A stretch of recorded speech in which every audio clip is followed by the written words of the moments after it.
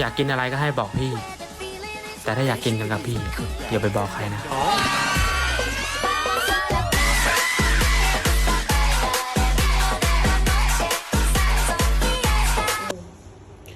สบายดีพ่อแม่พี่น้องป้องไปเมิดสุขุสุคนคือกาวเจ้าเดิมเนาะคมสันคนมักมวน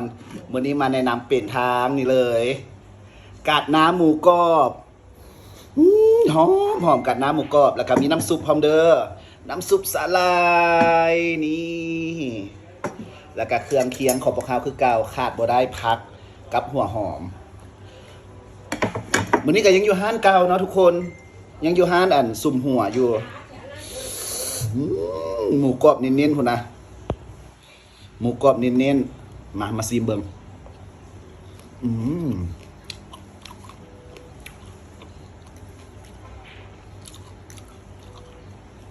หลายคนคือสิแปลกใจเนาะเอ้าคือเปลี่ยนโลเคชั่นเพิ่นปรับปรุงร้านใหม่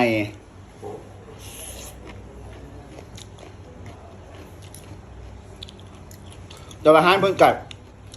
นอกจากจะขายแถวบ้านแล้วอ่ะใครที่ว่าอยู่ไกลๆแล้วอยากสร้างก็สามารถสร้างได้เด้อทางอีเกต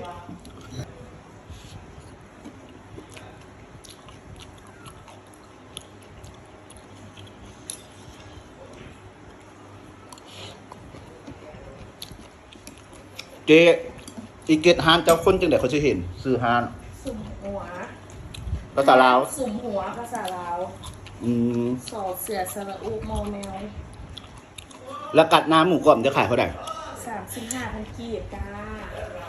เยอะเพชรหน่อยเพชรหลายสั่งได้สามารถบอกได้แม่แถวบ้านกระทรงอ่ะแม่ส่งแถวอ้อมแอมแถววอดคับนี่มันส่งกันเลย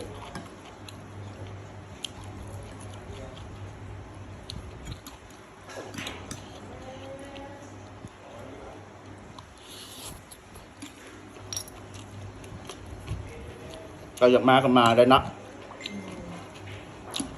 ห้องยูฮันก็ได้ห้องเสียงห้องสามหาคอนกรีตคักแม่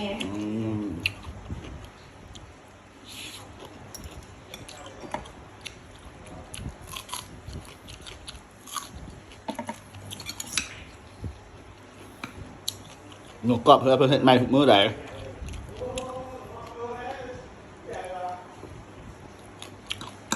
บ่พอขายของตัวแต่ละมือละ5 โล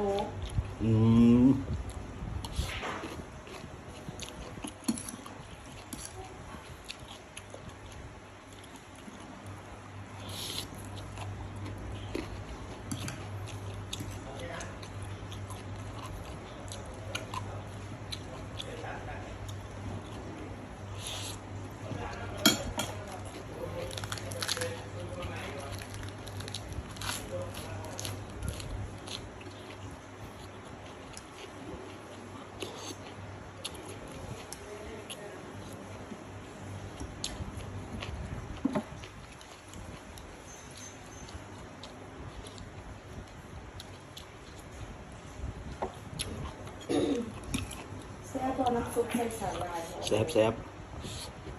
ะได้ความหอมลองสั่งมึงด้วยทุกคน3,500 เกี๊ยว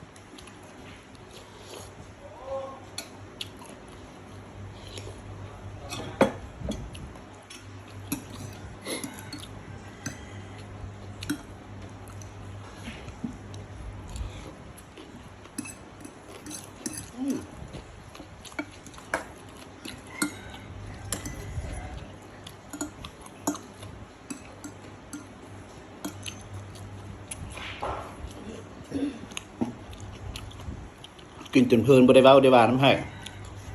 มดอับตัว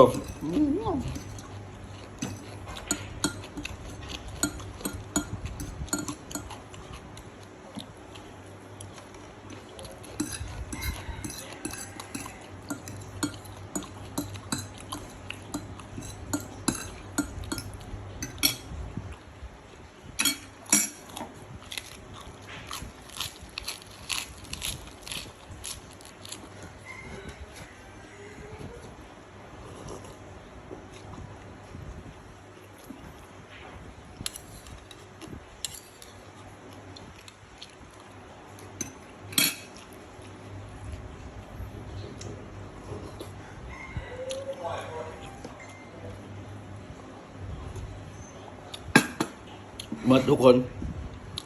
คลิปนี้ก็จะฝากไว้สำนิสกรเด้อเนาะมื้อนี้กลับมาแนะนำเป็นทางกัดน้ำหมูกรอบสำหรับใครที่ว่าอยากเฮ็ดกินหรือว่าอยากสั่งห้านเพิ่นก็สามารถสั่งได้เด้อคลิปนี้ก็จะฝากไว้สำนิสกรอย่าลืมกดไลค์กดแชร์กดติดตามกันเด้อไปละบ๊ายบายขอบใจเลิศ